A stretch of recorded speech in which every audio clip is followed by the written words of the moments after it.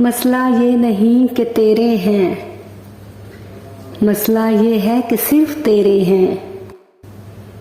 राब्ते हद से बढ़ जाएं तो हम मिलते हैं, हम इसी वास्ते लोगों से बहुत कम मिलते हैं।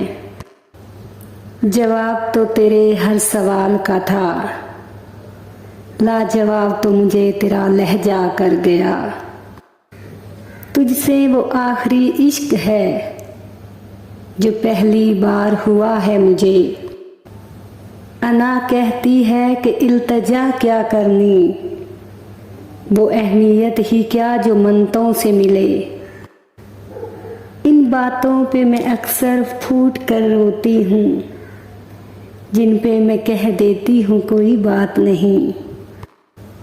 मुझे मोहब्बत है उन तमाम हरफों से जो तुम्हारे नाम में आते हैं। मैंने देखा है दिल दुखने से चेहरे की रंगत खुद बदल जाती है। मुझे अपना आदी बनाने के बाद उसे याद आया कि उसे तो मोहब्बत करनी ही नहीं थी। तेरी रज़ा में भी राज़ी हूँ ए खुदा, लेकिन वो मेरे साथ ही रहता तो कितना अच्छा था।